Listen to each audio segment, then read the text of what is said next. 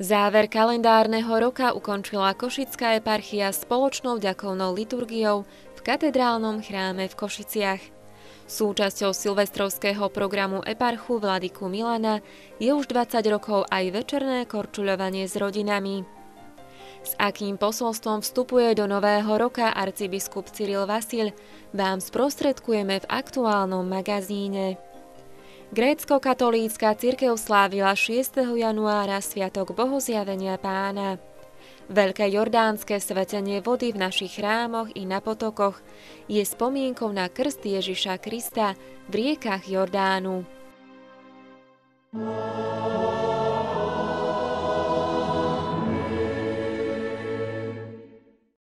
Poďakovať Bohu za prežitý rok prišli grécko-katolícki veriaci do katedrálneho chrámu Narodenia Presvätej Bohorodičky na svätú liturgiu, ktorú slávil košický eparcha vladyka Milan Chautur.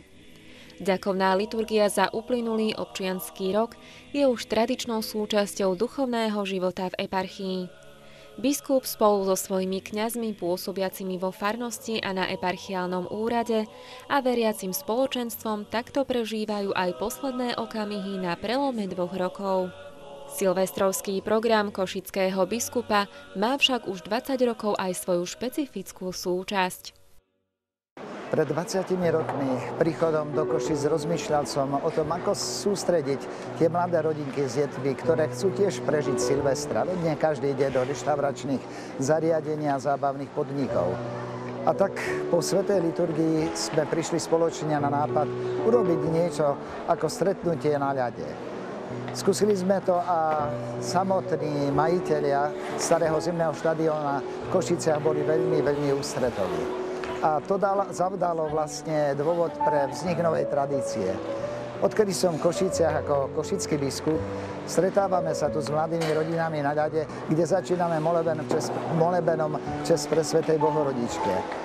A potom sa to už rozbehne. Starší chlapci hrajú hokej, mamky so svojimi malými ratolestiami, kde si v strede ihriska alebo štadióna sa pohybujú, učia si ich korčulovať. A tí zase tínedžeri alebo tí mladší základoškoláci majú ďalšiu tretinu po modrú čiaru na to, aby sa v hokeji zápolili, aby si urobili príjemný večer. Takto vlastne sa stretávajú naše rodiny. Tu nerobíme rozdiel, či Grécko, Rímsko alebo iné rodiny.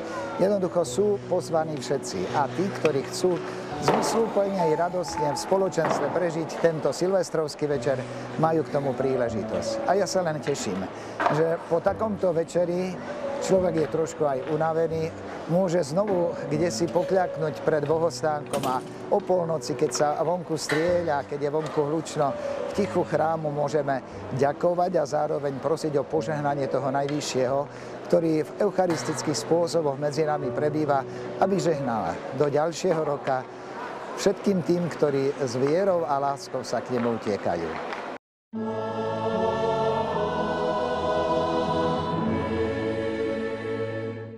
Pri príležitosti Nového roka si ľudia navzájom prajú len to najlepšie. Samotný Nový rok alebo počítanie roku je istým spôsobom ľudskou konvenciou, ale asi potrebujeme predsa mať nejaké obdobie, v ktorom môžeme hodnotiť naše konanie, môžeme si preň brať nejaké predsavzatia alebo plány.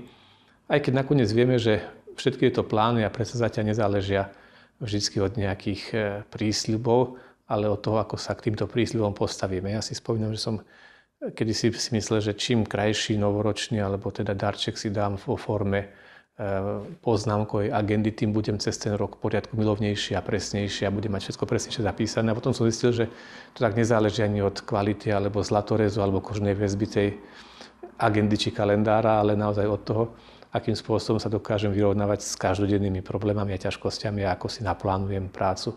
Preto chcem zapriať každému, aby v roku, ktorý síce budeme odpočítať podľa kalendára, aby sme každý náš deň prežívali, ako by to bol náš prvý aj posledný, aby sme ho stále mali pred očami ako niečo, za čo budeme vo večnosti zodpovední, za to, čo sme dobre vykonali, za to, čo sme možno dobre zabudli vykonať a aby sa nikdy nestalo, že by sme museli ľutovať niečo, čo sme vykonali zle, alebo čo sme naozaj nemali konať.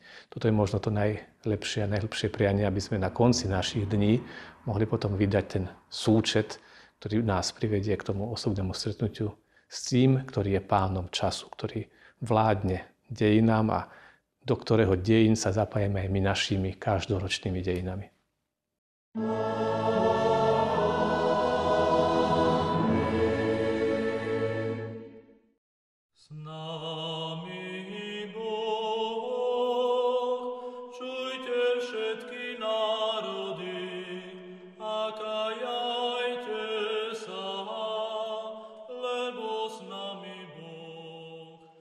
...6. januára grécko-katolícka cirkev, podobne ako väčšina kresťanských cirkví, slávi sviatok Bohozjavenia. Jeden z najstarších a najväčších sviatkov liturgického roka, sviatok svätého Bohozjavenia nášho Pána a Spasiteľa Ježiša Krista, sa niekedy nazýva aj osvietenie. Je to súvis so sviatosťou krstu, keďže krst sa v byzantskej tradícii často označuje ako osvietenie. V grécko-katolíckej cirkvi je tento sviatok druhým najväčším sviatkom v cirkevnom roku, hneď po Pasche. Týmto sviatkom si pripomíname Ježišov krst v rieke Jordán, ktorý bol začiatkom jeho verejného účinkovania, teda jeho verejným zjavením sa ľudstvu. Kristus prichádza ako Boh na zem. Zarazuje sa v pokornom, by som povedal, postoji do radu hriešnikov a dáva sa pokrstiť Jánovi Krstiteľovi pri rieke Jordán. A možno to je taký odkaz, alebo možno aj to, čo si môžeme my zobrať z tohto sviatku aj pre nás. Kristus neváhal z lásky k človeku sa uponížiť. My častokrát máme problém sa uponížiť aj ako kresťania v niektorých situáciách a vziať postoj pokory. Možno to je aj kontext, ktorý aj v súvislosti s Jánom Krstiteľom môžeme vnímať ako patronom našej archieparchie, práve v postoji pokory. Postoji kresťan je ten, ktorý je pokorným človekom, ktorý hľadá aj tento postoj, lebo vie, že je to postoj učeníka, ktorý nasleduje Ježiša Krista. Na východe sa kedysi v tento deň slávilo aj narodenie Pána. Obidva tieto sviatky sú silno prepojené. Na sviatok narodenia Pána oslavujeme zjavenie Pána v tele a na sviatok Bohozjavenia oslavujeme zjavenie Pána v Trojici.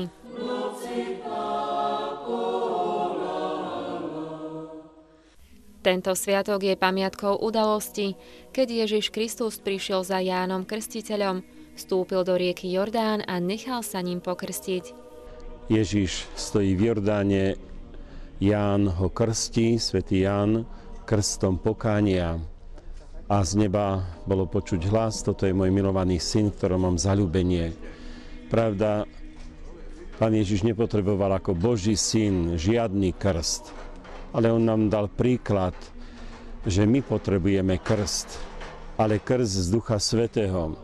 Krst, ktorým sa začlenieme do cirkvi, ktorým sa začína v nás nový život, Boží život.